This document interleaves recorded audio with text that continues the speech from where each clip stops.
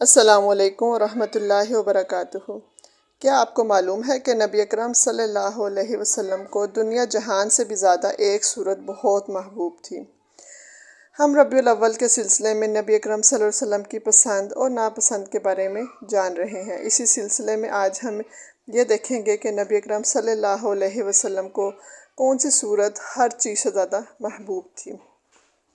رسول اللہ صلی اللہ علیہ وسلم نے فرمایا کہ جناب عمر ابن خطاب بیان کرتے ہیں کہ صلح حدیبیہ سے واپسی پر راستے میں جب رسول اللہ صلی اللہ علیہ وسلم پر وحی نازل ہو چکی تو نبی اکرم صلی اللہ علیہ وسلم نے فرمایا، آج رات میرے اوپر ایک ایسی صورت نازل کی گئی ہے جو مجھے ہر اس چیز سے زیادہ محبوب ہے کہ جس چیز پر روشنی پہنچتی ہو۔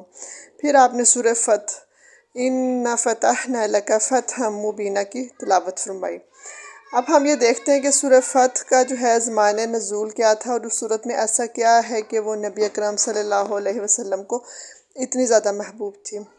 ایک تو یہ مدنی صورت ہے اور یہ صورت ذی القعدہ کی 6 ہجری میں صلح حدیبیہ سے واپسی پر نبی اکرم صلی اللہ علیہ وسلم پر مکہ مکرمہ اور مدینہ کے درمیانی راستے پر نازل کی گئی تھی۔ یہ اس وقت کی بات ہے جب مشرکین مکہ نے نبی اکرم صلی اللہ علیہ وسلم اور آپ کے ہمراہ 1400 زائد صحابہ اکرام کو زیارت بیت اللہ اور عمرہ کرنے سے روک لیا تھا۔ وہ بیت الحرام اور نبی اکرم صلی اللہ علیہ وسلم کے درمیان حائل ہو گئے تھے۔ پھر آپ سے گفت و شنید کے بعد مصالحت اور رضامندی پر مائل ہوئے اور یہ شرط طے پائی کہ نبی اکرم صلی اللہ علیہ وسلم اس سال عمرہ کیے بغیر واپس چلے جائیں اور اگلے سال عمرہ ادا کرنے آئیں۔ صحابہ اکرام کی ایک بڑی جماعت کو یہ بات پسند نہیں آئی تھی، لیکن نبی اکرم صلی اللہ علیہ وسلم نے ان کی اس شرط کو مان لیا۔ اس جماعت میں حضرت عمر بن خطاب بھی شامل تھے، جن کو یہ بات پسند نہیں آئی تھی کہ نبی اکرم صلی اللہ علیہ وسلم ان سے معاہدہ کر لیں اور وہ واپس چلے جائیں، لیکن اللہ تعالیٰ کے حکم اور نبی اکرم صلی اللہ علیہ وسلم کی مصلحت اندیشی نے جو تھا صلح حدیبیہ کا معاہدہ ہونے دیا اور سب لوگ بحفاظت واپس پلٹ آئے۔ چنانچہ جہاں آپ کے لشکر کو مکہ کی سرحد پر حدیبیہ کے میدان میں روکا گیا تھا، وہیں آپ نے اپنے قربانی کے جانور کو کھول کر ذبح کر دیا اور تمام صحابہ نے اپنے اپنے قربانیوں کے جانور ذبح کر حجامتیں بنوا کے احرام کو وہاں سے واپسی کے راستے میں اللہ تعالیٰ نے نبی اکرم صلی اللہ علیہ وسلم پر یہ صورت نازل فرمائی۔ اب اس صورت میں بیان کیا کیا گیا ہے کہ اس صورت میں اہل ایمان کی ایمانی حالت اور کیفیت کا اللہ تعالیٰ نے ذکر کیا ہے، ان کے ظاہری اور باطنی احوال کو بیان کیا ہے۔ صلح حدیبیہ کو اللہ تعالیٰ نے فتح شمار کیا تھا، وہ اس لیے کہ اس میں بہت ساری مصلحتیں پوشیدہ تھیں، اور وہ بات یہ ایک خفیہ راز تھی کہ جس میں دین کا معاملہ پلٹ جانا تھا۔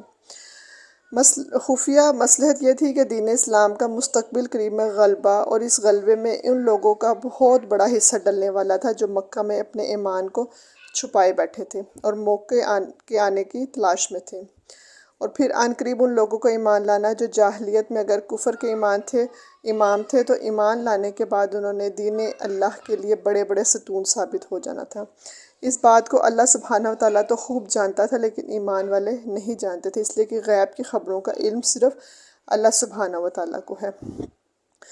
جناب عبداللہ بن مسعود اور ان کے علاوہ دیگر سیدنا برا بن عازب جیسے صحابہ اکرام سے مروی ہے، وہ کہتے ہیں کہ تم لوگ تو مکہ کو عظیم فتح شمار کرتے ہو، مگر ہم صلح حدیبیہ کو عظیم فتح شمار کرتے ہیں۔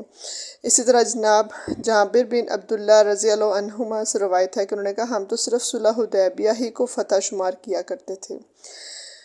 اب اس صلح حدیبیہ کے سبب بہت بڑی بڑی خیر جو تھی مسلمانوں کو حاصل ہوئی۔ ایک تو یہ کہ لوگوں میں امن قائم ہو گیا، بہت سے قبائل مسلمانوں کے حلیف بن گئے تھے، ان کے ساتھ مل گئے تھے۔ اہل ایمان نے کفر کے اماموں کی آنکھوں میں آنکھیں ڈال کر جزیرہ عرب کے ایک بڑی قوت کی حیثیت سے ان سے بات کی۔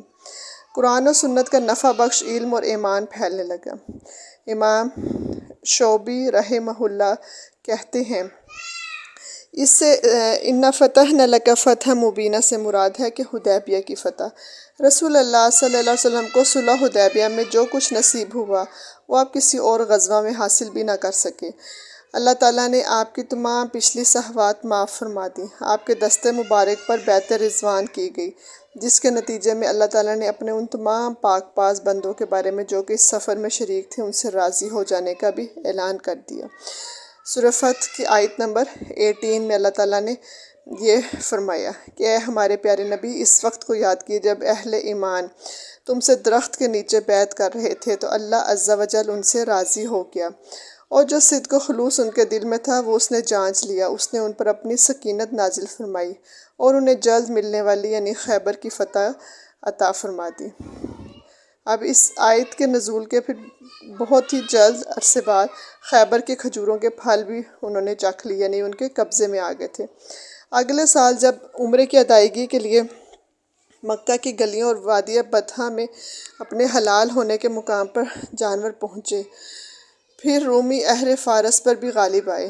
اہل کتاب کے مجوسیوں پر غلبہ ہونے کی خوشی بھی اہل ایمان کو نصیب ہوئی تھی۔ جب صلح کا معاہدہ ہو گیا تو لوگ ایک دوسرے میں آنے جانے لگے۔ پہلے آنے جانے کی پابندی تھی، وہ پابندی ختم ہو گئی۔